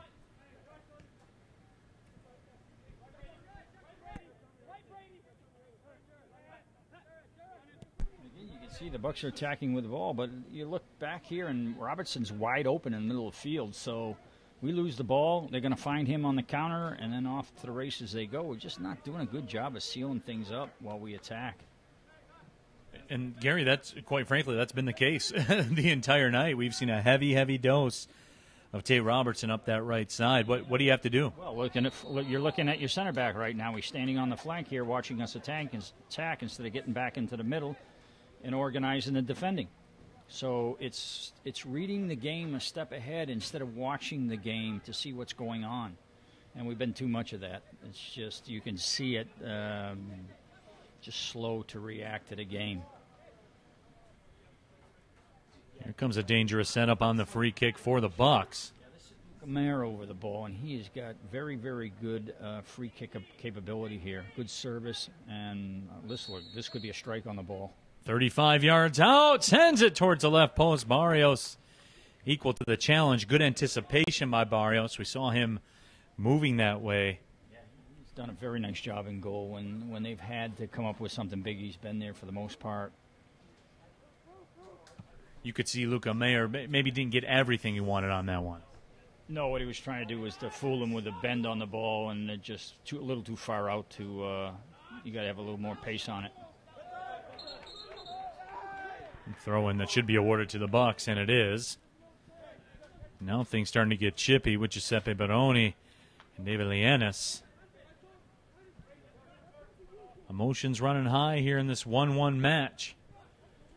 Valuable points in the Great Lakes Division of the USL PDL up for grabs. A little too long, but that's a good ball. Gets his head up early from the midfield, puts the ball diagonally in behind, and just didn't quite get it on the flank. Just a little bit better right now. J.J. Williams turns with it. Good drop pass, and again it's Robertson. Tate Robertson trying to work his way through, and Robertson will earn the free kick, as you said, Gary. And this will be a very dangerous setup for Dayton. I'm not so sure I agree with that, but he certainly did a nice job of going down, and he's gotten himself a free kick here about 25 yards out. So Jimmy Haig could be put to the test. As you said, 25 yards out. J.J. Williams out there to stand over it. A trio of Dayton Dutch Lions. Tate Robertson as well. Robertson is going to have a right-footed shot here, and you've got to see what the Bucks do to react to this shot. Defensively, you've got to get this ball cleared if it's saved. Left foot shot will find the upper right corner. Jackson Dietrich, the second half sub, beats Haig, perfectly placed. I tell you what, they did a really nice job. They even had me sold on the fact that Robertson was going to take that with the right foot. And then at the last second, Dietrich came in there and bent it in with the left, and he beat the goalkeeper. Really nice ball into the near post. Good set piece by Dayton. Lions goal scored by number 6. They run it to perfection, and they take a 2-1 lead. So Dietrich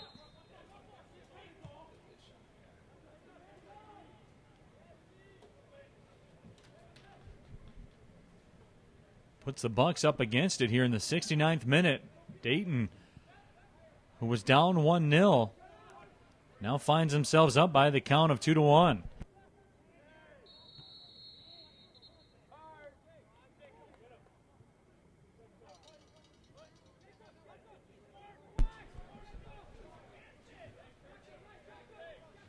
So now this match has been flipped. Dayton, the road team, holding this 1-goal advantage with about 21 minutes plus stoppage time to go. So maybe we will see a little more forward play here from the Bucks, Gary. You would anticipate? Is it still a little bit early? Yeah, it's too early. You still got to play your game here. You start playing too many early balls long, and it's just going to be too many turnovers, in my opinion. Just got to keep the ball and keep working it. You got to do a better job defensively as well, of which we talked about. And boy, I tell you what, somebody's got to stop Robertson from playing. That would be a good place to start. Tate Robertson has been everywhere. Robertson, the second-team All-MAC performer at Bowling Green, led Bowling Green in assists last year. He has been a force here tonight. Brad Dunwell turns with it.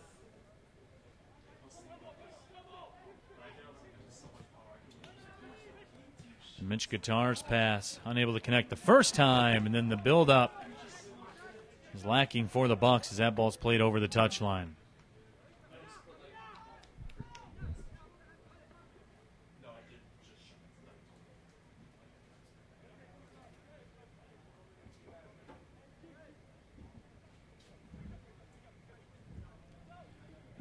Throw in for Dayton is over the line again.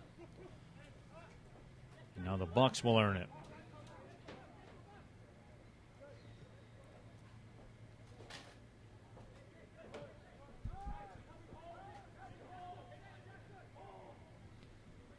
Bucks now with the possession. Luca Mayer turns with it. Back towards the middle. Here's Jared Timmer. Wide to the right. And Jake Roof unable to receive it.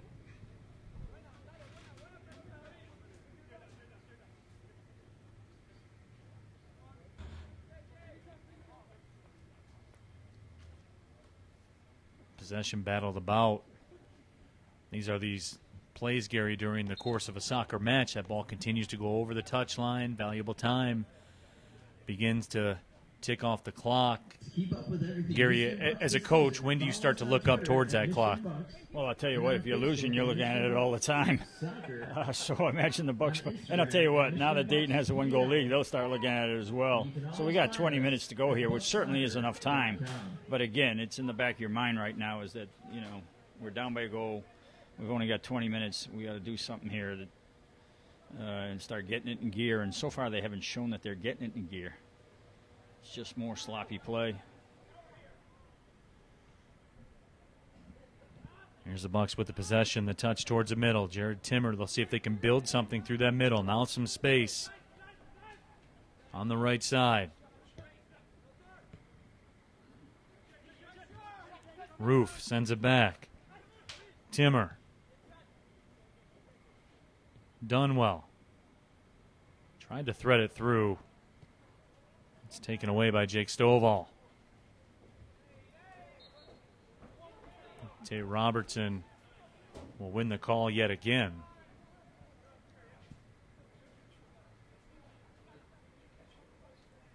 73rd minute.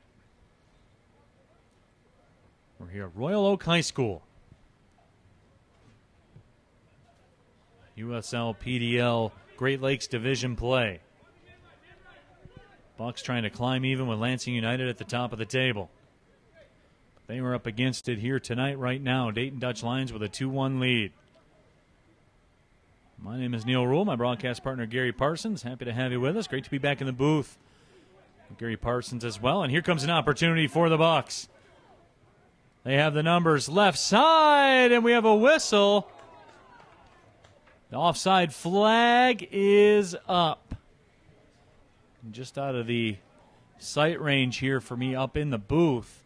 But, Gary, you saw it right away. Oh, yeah, he just didn't hold his run on that flank. He needed to just, keep an eye on the defensive line that he's running at. That's Luca Mar. And wait for the pass to get slotted, and he just went a little too soon and got in behind too soon.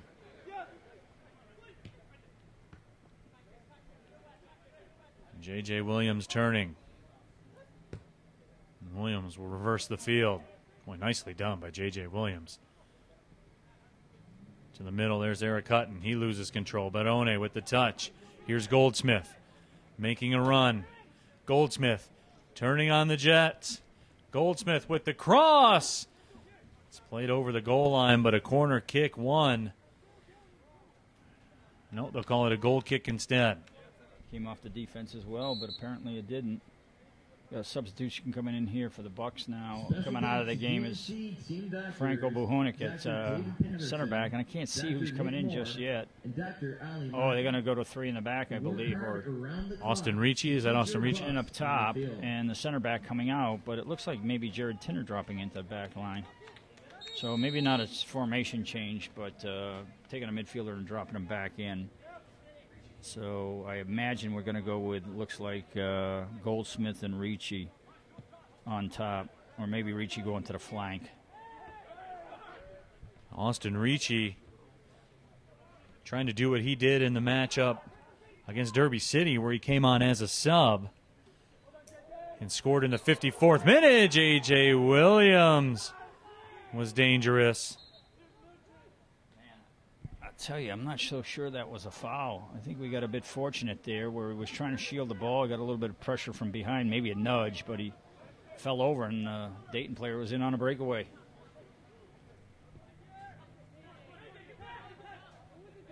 Here's Jake Roof with it. Austin Ricci is a guy that's capable of cooking up some instant offense, a Horizon League Offensive Player of the Year back in 2015. Been an All-Horizon League first-team performer multiple times under head coach Eric Pogue. Here's Jake Roof in the right corner. Roof wins it. Goldsmith stepping through. Barone. Goldsmith taken down. Official says play on. And it's cleared out.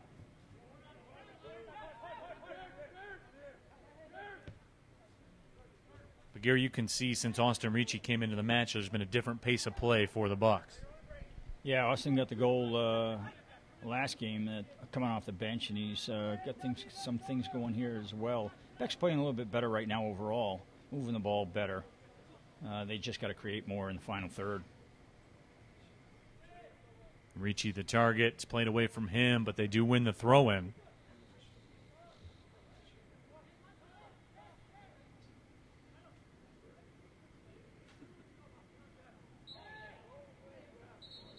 Now the foul will go against the Bucks. This is the kind of fouling that at this stage of the game you can't afford to do. It just slows the game down, takes precious time off the clock, knock a guy over when you don't need to. It just becomes a time-wasting opportunity for Dayton, which you're taking full advantage of.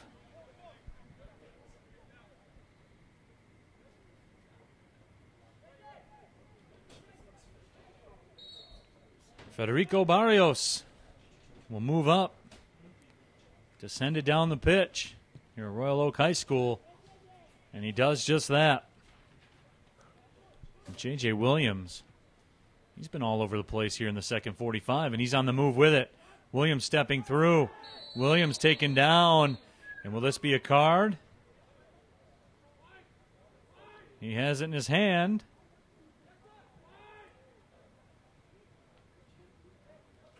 Looks like it will be issued. J.J. Williams still down on the turf, and it is. Wasn't quite sure who it's going to be issued to. Looked like it was Jared Timmer got the yellow card, but just a bad spot for foul there, and they just scored from that spot 5 yards out further, and now they're at the top of the D. And Mr. Dietrich, it looks like, coming up there for that another left-footed opportunity, and probably Robertson with the right. Wouldn't be surprised if they switch it up on him.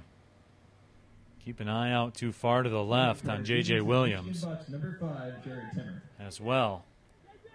But here we go. Dietrich just cashed one of these in. Tay Robertson stepping it off as well. Left foot shot in on Haig. Once again, it was Dietrich. This time Haig just held his ground. Yeah, that one was placed right in the middle of the goal. Made it easy for Jimmy. So Haig equal to that challenge. Still 2-1 Dayton, however, 79th minute. And that ball played away by J.J. Williams.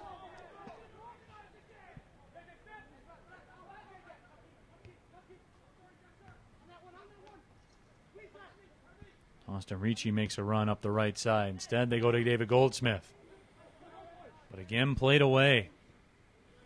Dayton Dutch Lions back line has been equal to the task on any long attempts that the Bucks have made. Roof tosses it in. Clearing it temporarily is Dietrich. Top of the 18, and it's punched back up towards midfield. Mitch Guitar to Dunwell. Ricci.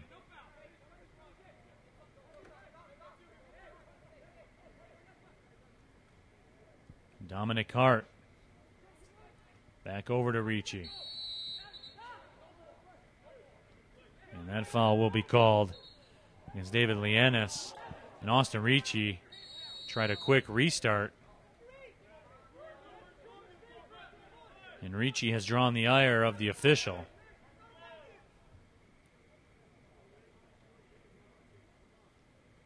And right now, Austin Ricci getting a tutorial, as I like to say, from the official.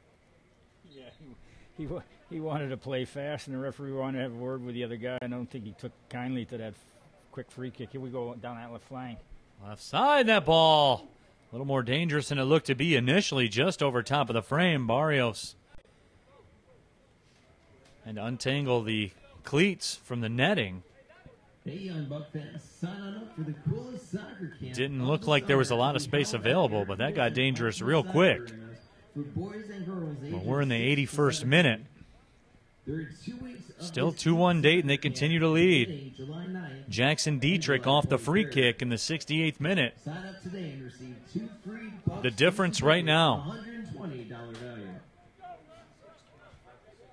So going to go with Amadou Cisse here at the right back spot. See if they can get some more stuff going down this right flank. And this is certainly an attacking option because Amadou is not a right back. He's a winger. So they want to get some attack going down this right flank. See if they can get a goal here in the last 10 minutes. So it's a situation, Gary, for Cisse where guard your yard and then jump in the play. Yeah, I don't even know if he'd be any guarding of his yard. I think he's just going to want to get forward from that spot and then play with three in the back to hold the fort.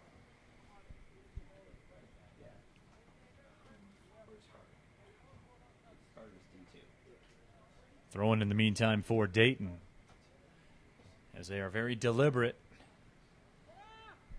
with the throw in. J.J. Williams the target. Dunwell will head it down. Giuseppe Baroni with the defender with his arm all around the waist, and now the foul will be called. That was Linnaeus, the guilty party. Amadou Cisse touches it towards the corner. And just too much mustard on the hot dog for Brad Dunwell to catch up to.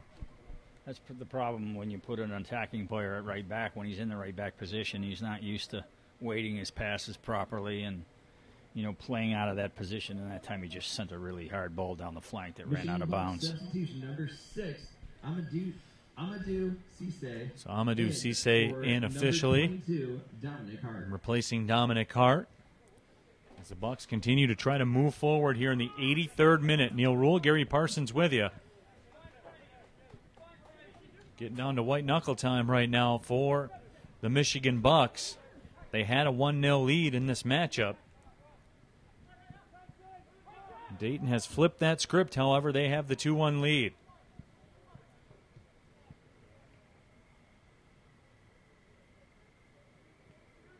Along the left sideline. Austin Ricci making a run. The chip wide. Cisse unable to catch up with it. Good news for the Bucks, so it will be a throw-in as opposed to a goal kick. And that's the thing he needs to do. I mean, if you're going to put an attacking player at the right back spot, you might as well get forward and not worry about the defending. And I'm sure that's why you're in the game. And that time the ball is sent through at the far post, and he's not quite there. Now Cisse with the cross. That's headed back where it came from. Player down on the turf for Dayton. We will get a whistle and the stoppage. I believe that is J.J. Williams. Again, more sloppy play by the Bucks. I mean, the whistle's been blown dead, but the bad pass would have created a counterattack. It looks like we're going to have the trainer coming out here. So the training staff of the Dayton Dutch Lions will come out to tend to J.J. Williams. Had an assist on the Chris DuPont goal last week against West Virginia. Led the University of Kentucky in goals last year. Was the Alabama High School State Player of the Year back in 2016.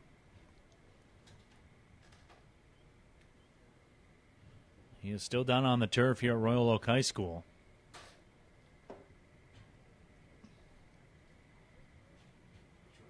We're in the 85th minute, 2-1 the score. Dayton with the lead. Neil Rule, Gary Parsons here with you. Happy to have you along.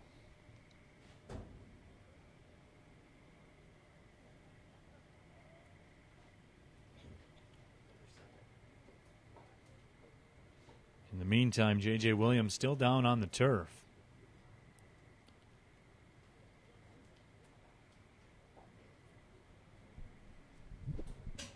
I don't know if there's some blood coming from the nose or the eye region, but that seems to be the area of attention for the training staff.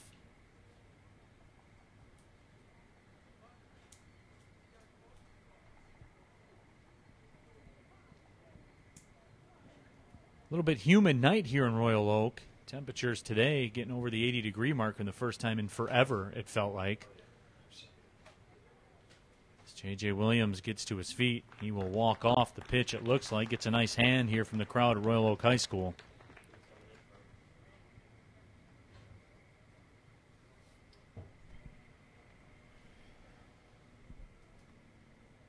So Williams walking off under his own power. That's good to see. I mean, and I know he got hit in the face, and he's taken a while to get off the field, but we're right by the touch line. This could have all been done off the field. And now we got to walk across the field instead of coming off the field. See how much time is getting added on, but we've just killed about 5 minutes.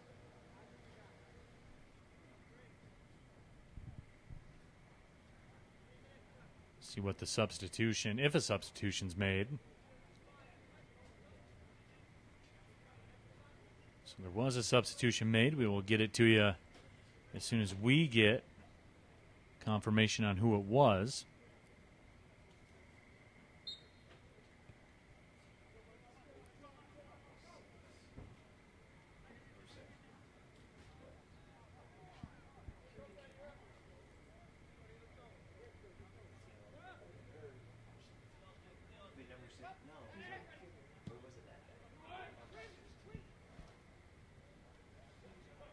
That ball sent ahead. Jake Roof will catch up to it.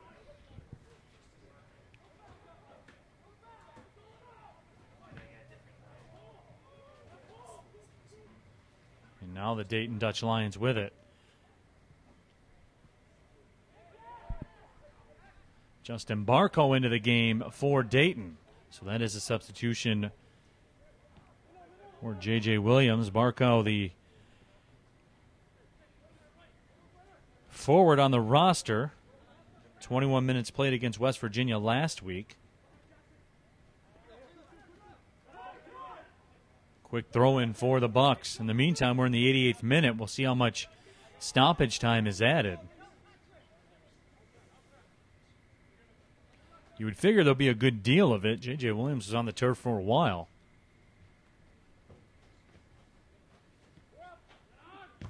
And nearly given away. Boy, Tate Robertson was in a very dangerous spot. Buck's fortunate right there, Gary. Yeah, it's been sloppy here. Just way too sloppy. Buck's not putting much pressure on, really not getting a lot accomplished. Being a goal down and not getting closer to goal. And then a lot of... Austin Ricci, but the offside flag is up. Ricci popped it into the net. Doesn't like the call. I didn't like it either. I mean, I don't know how he was offsides. I mean, we were kind of looking back here when the ball was played, but it looked like he ran past the defender. On the end, I would agree with your sentiment. On the end, it did look that way, but I was looking back when the pass was made. And now Austin Ricci is going to go in the book as he continued to chirp about the offside call. The one thing that tells me that maybe it was a good call is I don't see the bench coaches for the Bucks going crazy right now. So maybe he actually did get a step off. But, boy, it looked like he ran right by the guy after the ball was played.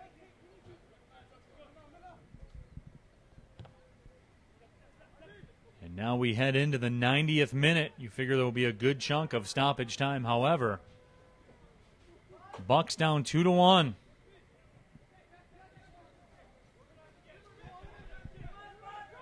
As they will press forward here, trying to get the equalizer.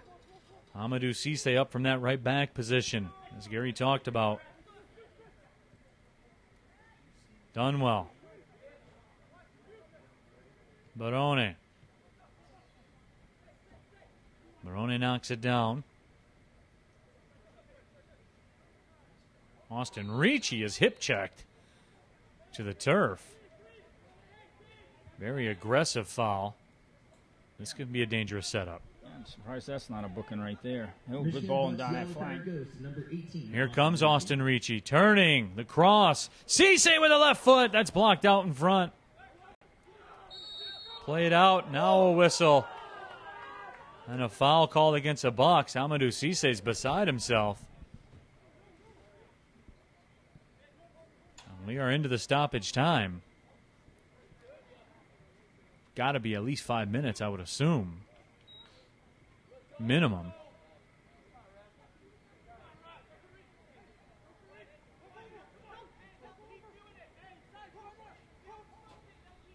Barrios takes his time on the run up. Double clutches. Now puts a right boot to it.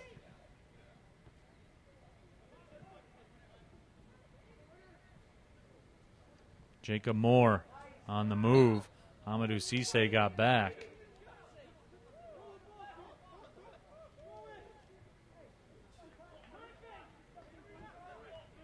Bucks moving quickly. They're down 2-1. Here, Royal Oak High School, USL PDL, Great Lakes Division action. Bucks give it away. Here comes an opportunity. Right foot shot. Jimmy Haig with the save. Who else but Tate Robertson? Nearly put things on ice. But Jimmy Haig handles the task. Goldsmith through the middle. Giuseppe Barone turns with it. He's fouled from behind by Lenius.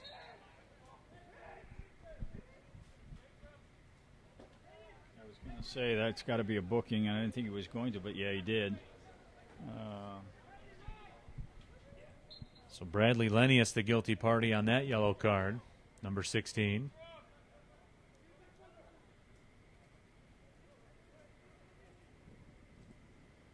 Here come the Bucks again, trying the left side. Austin Ricci working one-on-one, one-on-two.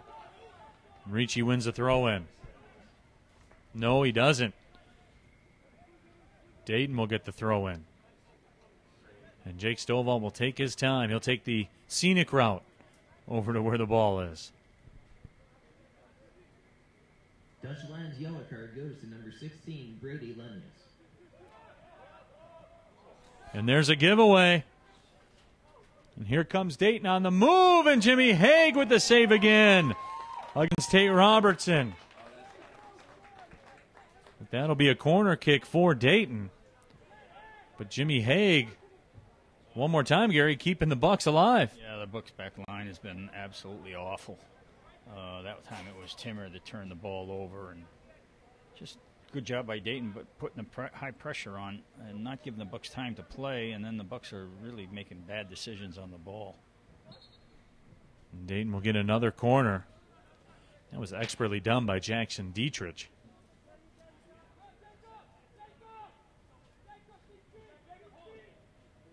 They will play it short again. Dietrich wins the throw-in.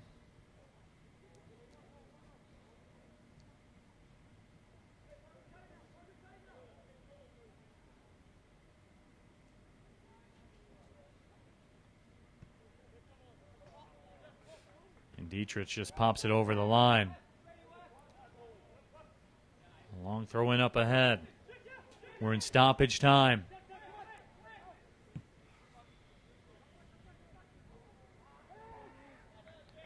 That ball headed over the line by Jake Roof.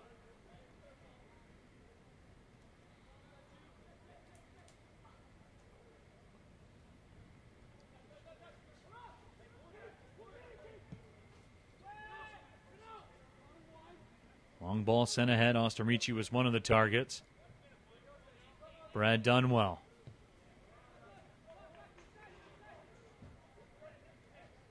Patrick Nielsen calling for the ball. The clock continues to tick here in stoppage time. Can't imagine it'll be much longer. Ball played up ahead by Dayton. Tay Robertson again. I tell you, you got to give Dayton a lot of credit. They're working their tail off here in the last 10 minutes to seal this game up.